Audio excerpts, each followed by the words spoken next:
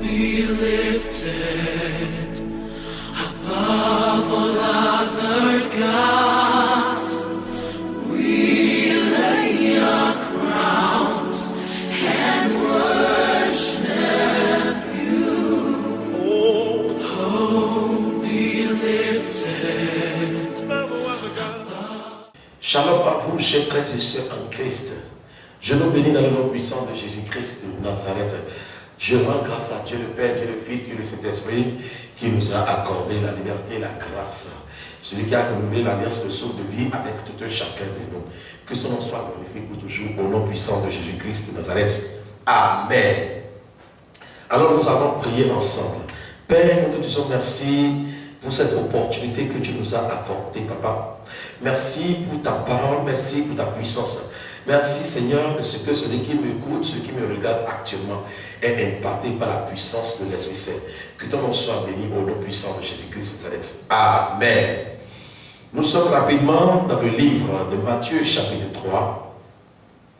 Le livre de Matthieu chapitre 3, nous lisons du 1er jusqu'au 15e verset. Alléluia. Matthieu chapitre 3, nous lisons du 1er jusqu'au 15e verset.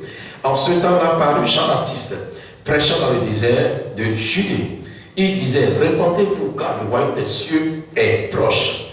Jean est celui qui avait été annoncé par Ésaïe, le prophète, lorsqu'il dit, c'est ici la voix de celui qui crie dans le désert. Préparez le chemin du Seigneur, aplanissez ses sentiers. Jean avait un vêtement de poil, de chameau et une ceinture de cuir autour des reins. Il se nourrissait de sauterelles et de miel sauvage. Les habitants de Jérusalem, de toute la Judée et de tout le pays, des environs de Judée, se rendaient auprès de lui et confessant leurs péchés. Ils se faisaient baptiser par lui dans le fleuve du Jourdain. Mais voyant venir à son baptême beaucoup de pharisiens et de sadduciens, il leur dit, race de vipères, qui vous a appris à fuir la colère à venir? Produisez donc du fruit digne de la repentance et ne prétendez pas dire en vous-même, nous avons Abraham pour père, car je vous déclare que de ces pierres-ci, Dieu peut susciter des enfants à Abraham. Verset 10. Alléluia. Déjà la cognée est mise à la racine des arbres. Tout arbre donc qui ne produit pas de bons fruits sera coupé et jeté au feu. Alléluia. Moi, je vous baptise d'eau pour vous amener à la repentance, mais celui qui vient après moi est plus puissant que moi. Et je ne suis pas digne de porter ses souliers. Lui, il vous baptisera du Saint-Esprit et de feu. Alléluia. Il a son vent à la main, il nettoyera son air et il amassera son blé dans le grenier. Mais il brûlera la paille dans un feu qui ne s'était point. Bien-aimé dans le Seigneur, alors je m'en vais te parler de la manière dont nous pouvons comprendre la direction divine. Alléluia. Comprendre la direction divine et accomplir tout ce qui est juste. Comprendre la direction divine et accomplir tout ce qui est juste. Alléluia. La Bible nous parle dans ce verset du prophète Jean. Alléluia. Prophète Jean, dernier prophète de l'Ancien Testament. Amen.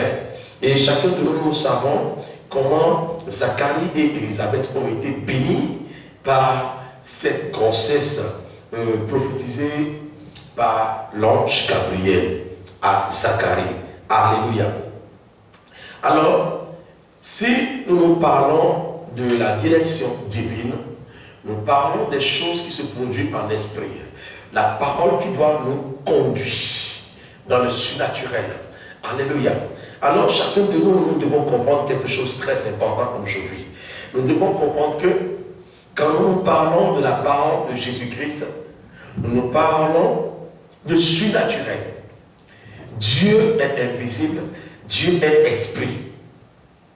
Et tout ce que nous voulons faire en appelant Dieu, ou tout ce que nous voulons faire sans Dieu, nous ne pouvons jamais réussir ce que nous voulons faire sans Dieu.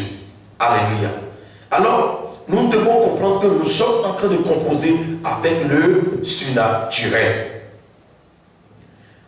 Nous devons savoir que nous devons accomplir tout ce qui est juste quand nous sommes en train d'appeler son nom, parce que lui, il est juste. Amen. Il dit qu'il y a une voix qui crie dans le désert. Cette voix qui criait avec une mission. Cette voix qui criait parlait de quelque chose de très important. Cette voix qui criait s'adressait à moi et toi, comme de la voix que tu entends actuellement. Il dit, répentez-vous, dans le verset 2. Il dit, répentez-vous, car le royaume des cieux est proche. La repentance, c'est de pouvoir s'en sortir des choses charnelles. C'est de pouvoir s'en sortir des choses du monde. Amen. La repentance, c'est de pouvoir changer ses comportements. La repentance, c'est de pouvoir faire un engagement saint, digne, et la respecter. La repentance, c'est de pouvoir accepter une nouvelle parole. Alléluia. La parole que vous avez écoutée, la parole que vous avez entendue, dont cette parole vous a touché. C'est quelle parole alors? C'est la parole de Jésus-Christ de Nazareth. Sans la repentance, nous ne pouvons jamais comprendre la direction divine. Sans la repentance, nous ne pouvons jamais accomplir ce qui est juste. Sans la repentance, l'homme ne peut jamais comprendre que dans ses passés, qu'il vivait dans le péché.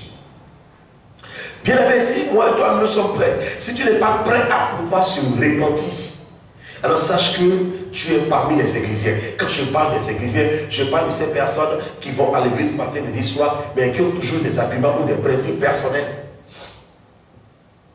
Nous n'avons jamais vu un élève qui va à l'école, mais qui a imposé à son maître, à son enseignant ou à son professeur ce que le professeur, le maître ou l'enseignant va l'enseigner à l'école. Alléluia.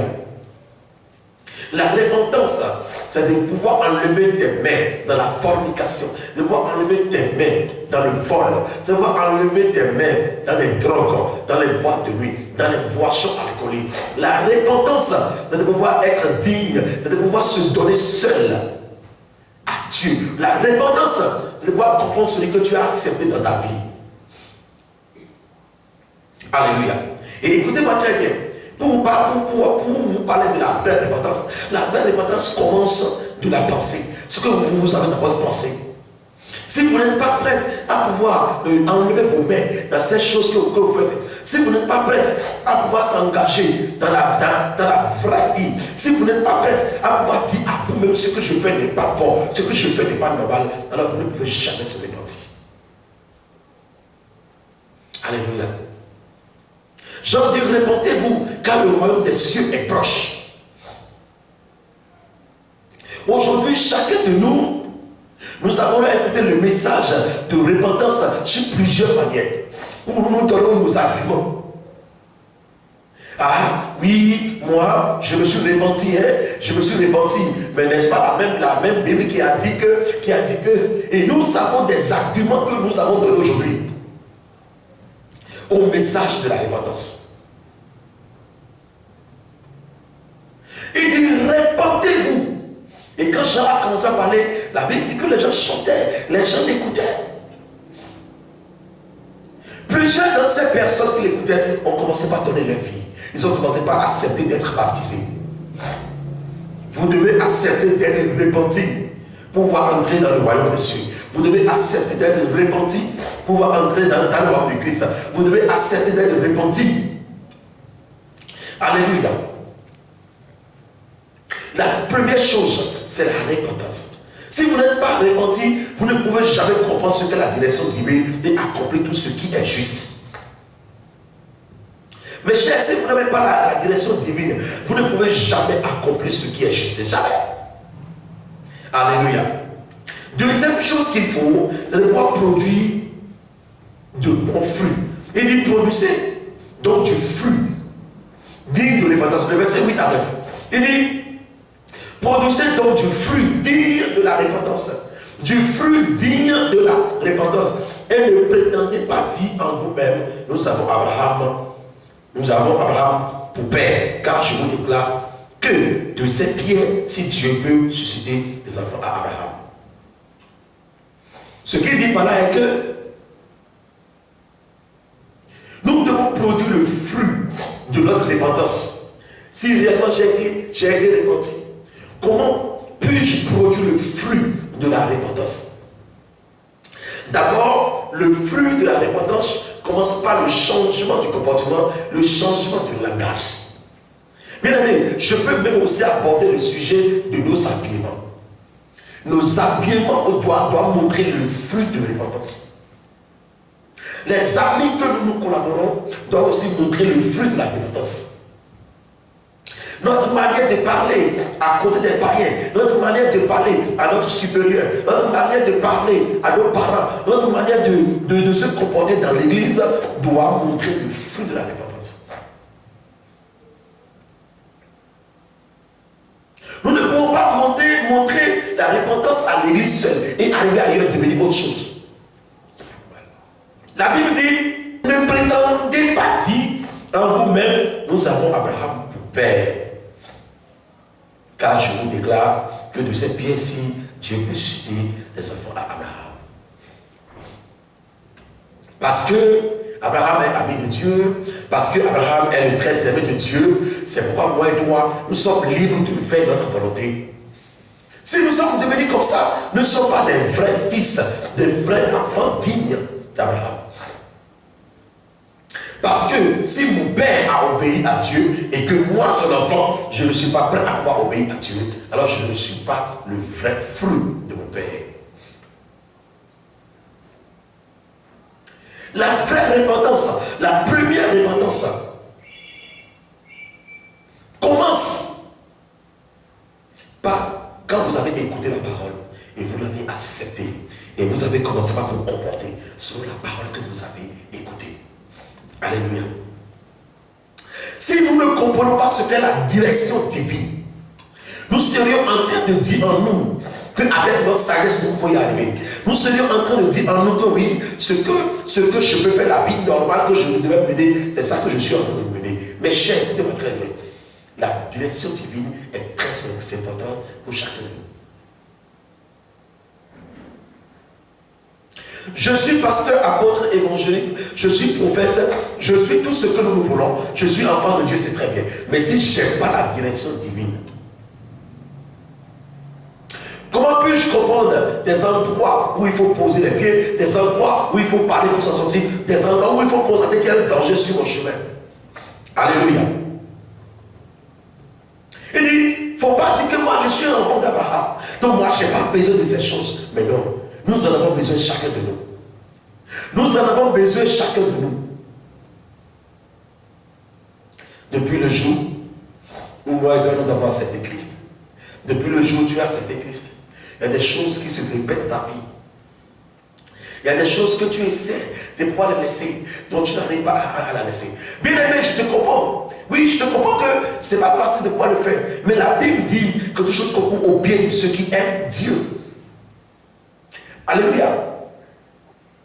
Nous avons vu cette dame qui a été repentie. Cette dame que Jésus a pardonné ses péchés. Marie Magdala. Alléluia.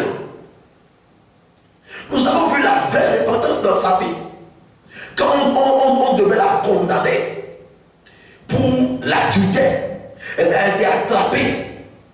On l'a amenée devant Jésus. On voudrait que Jésus ne fait sortir son dernier mot pour qu'on puisse la condamner. Jésus l'a pardonné. Il a dit, femme, vas-y, ne pêche plus.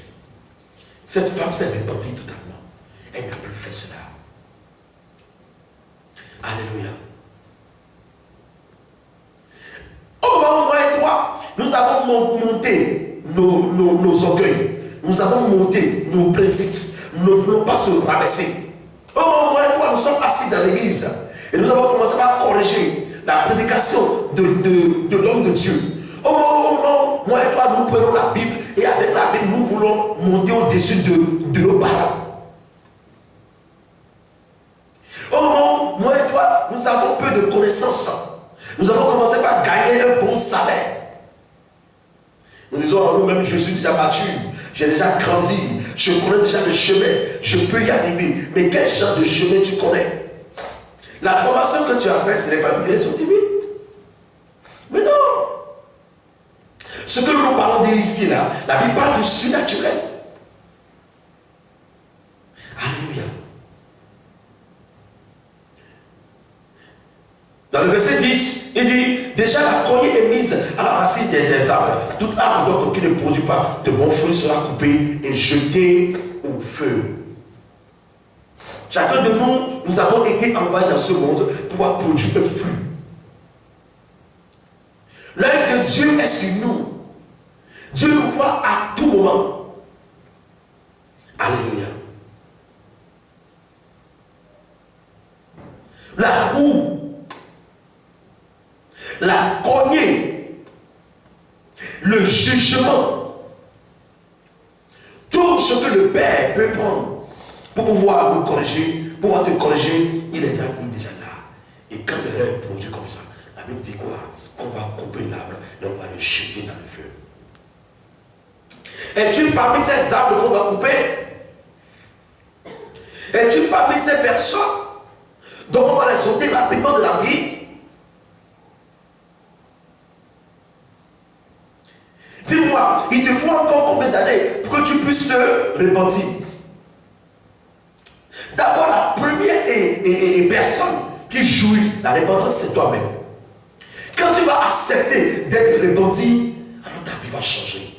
Quand tu vas accepter d'être repenti, alors que la lumière de Christ changera sur toi. Quand tu vas accepter de pouvoir enlever ta main dans ces choses que vous faites de la société, derrière votre patron, tu connais très bien de quoi je parle. Alléluia. Jean-Baptiste a donné de la direction divine. Jean-Baptiste a montré de la direction divine. Moi, nous ne pouvons pas dire aujourd'hui maintenant que nous avons manqué de la direction divine. Moi, nous ne pouvons pas dire aujourd'hui maintenant que nous n'avons trouvé personne sur le chemin qui nous ont parlé une fois de l'évangile de Christ. Nous n'avons pas trouvé personne sur le chemin qui nous ont montré une fois le chemin. C'est parce que nous avons des arguments. La chair parle trop et le sang aussi parle trop. La chair et le sang ont dominé l'esprit en nous. Là où la chair et le sang ont dominé l'esprit, alors pour avoir la direction divine, c'est difficile. Alléluia. Il dit, moi, je vous baptise d'eau pour vous amener à la repentance. Mais celui qui vient après moi est plus puissant que moi. Je ne suis pas digne de porter ses souliers. Lui, il faut baptiser du Saint-Esprit et du feu. Donc Jean-Baptiste nous a montré le chemin.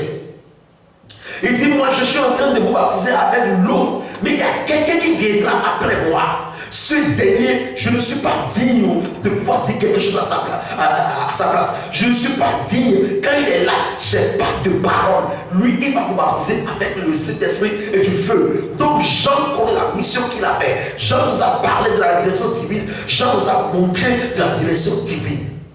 Le verset 12, il dit, il a son vent à la main. Il nettoyera son air et il amassera son blé dans le grenier. Mais il brûlera la paille dans un feu qui ne s'éteint point. Ce qui veut dire quoi? Il vient avec son jugement. Il vient avec sa justice. Alléluia. Il va mis ceux qui se sont repentis, ceux qui ont accepté d'enlever leur main dans le comportement du monde, ceux qui ont accepté de l'accepter, il va les mettre à part. Alléluia. Alors s'ils ne sont pas prêts à pouvoir suivre ce dernier dont Jean-Baptiste nous avait parlé, comment pouvons-nous avoir de la direction divine? Mes chers, pourquoi Jean ne nous a pas montré autre chemin? Pourquoi Jean nous a parlé de ceux-là qui existaient avant?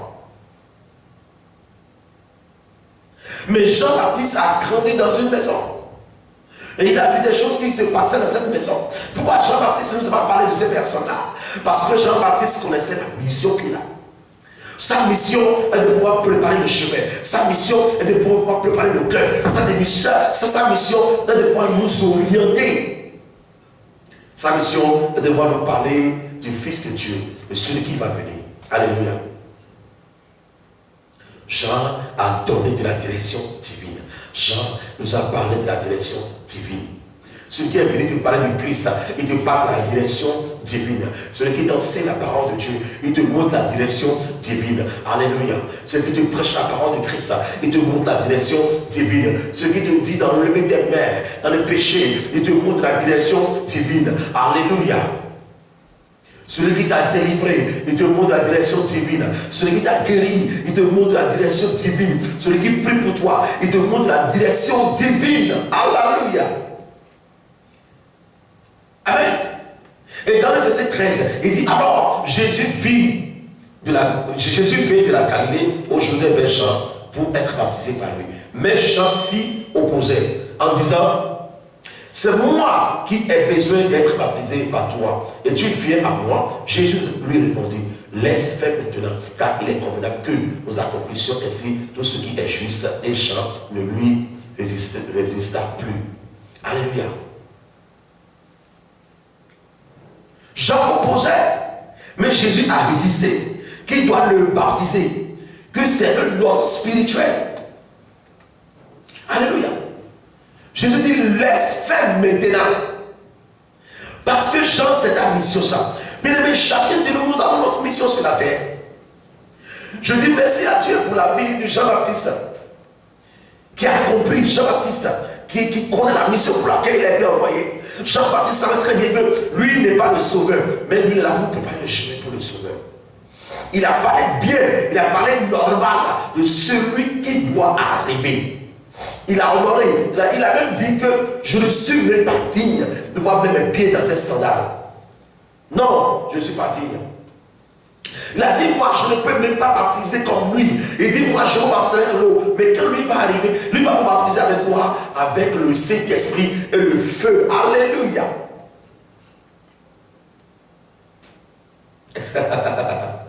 Avec Dieu, il n'y a pas de raccourci, mais non. Il n'y a pas de raccourci. Nous avons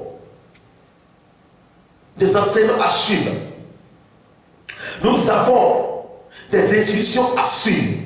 Il est bien vrai qu'avec la foi, nous pouvons y arriver. Avec la foi, ça marche très vite. Alléluia. Mais la foi ne fait pas du désordre. Le Saint-Esprit ne fait pas du désordre. Alléluia. Jésus a refusé carrément. Il a dit à Jean, non, non, non, non, non. Jean, il ne faut pas mélanger les choses. Jean, je n'ai pas fait ta mission à ta place.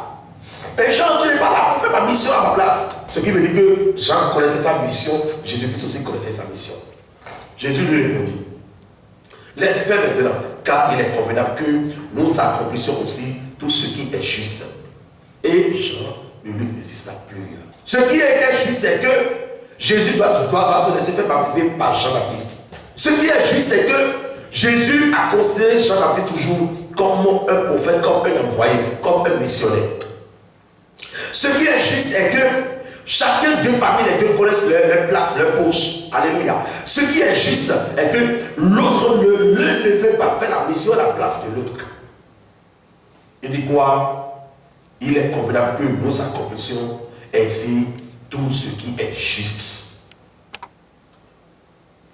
Si vous ne comprenez pas la direction divine, si vous n'avez pas la direction divine, vous ne pouvez jamais accomplir tout ce qui est juste.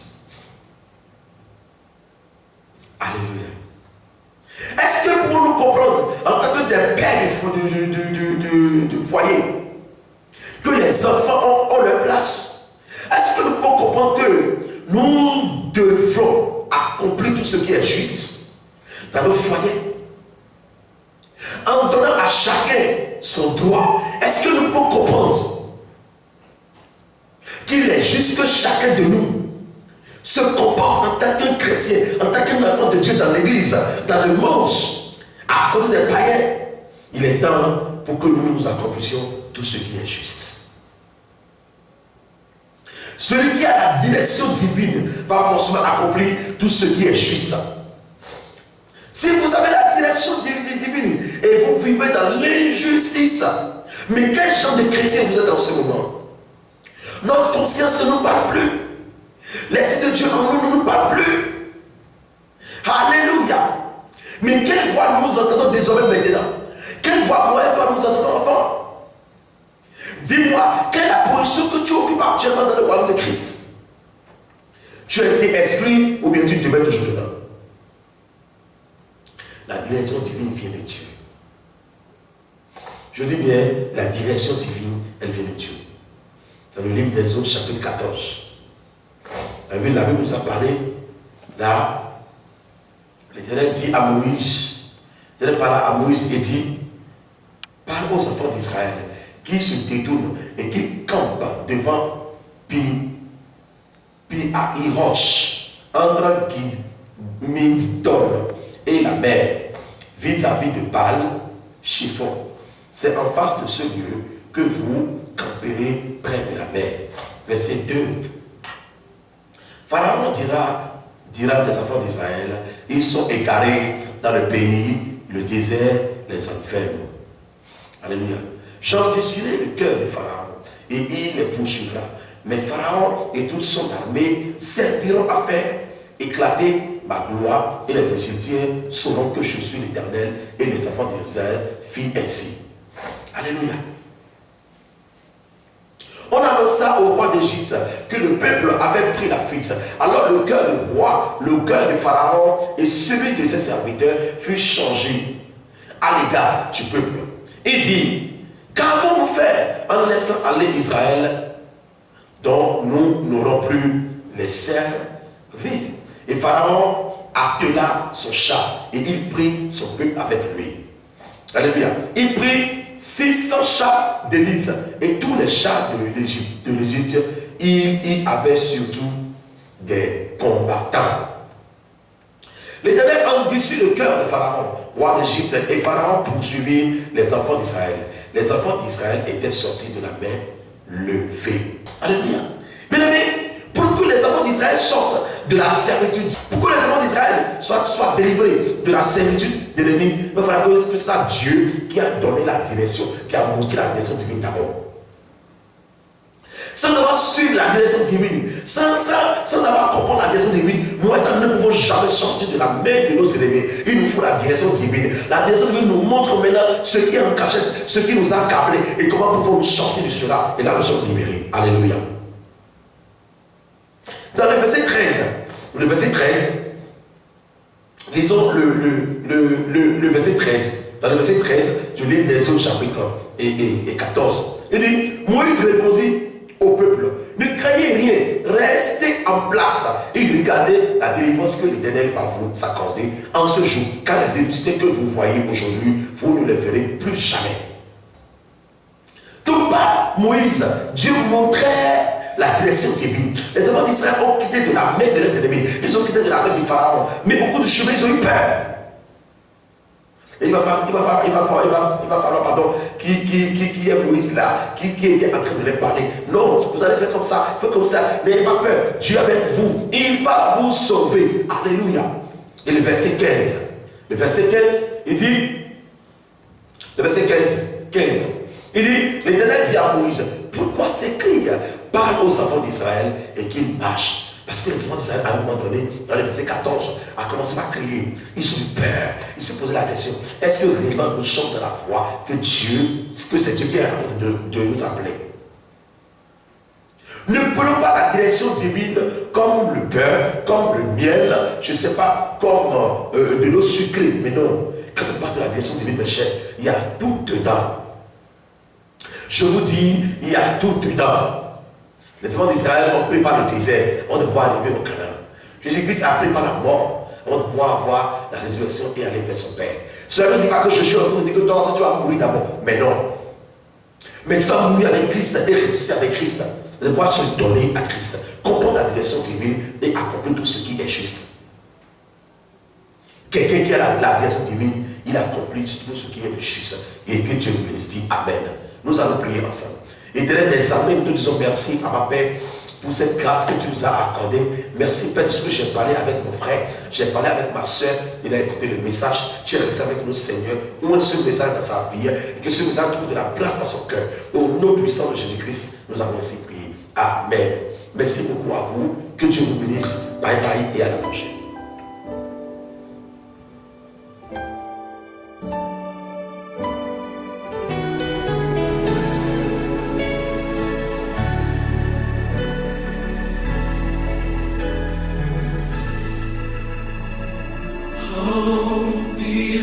lifted above all other gods.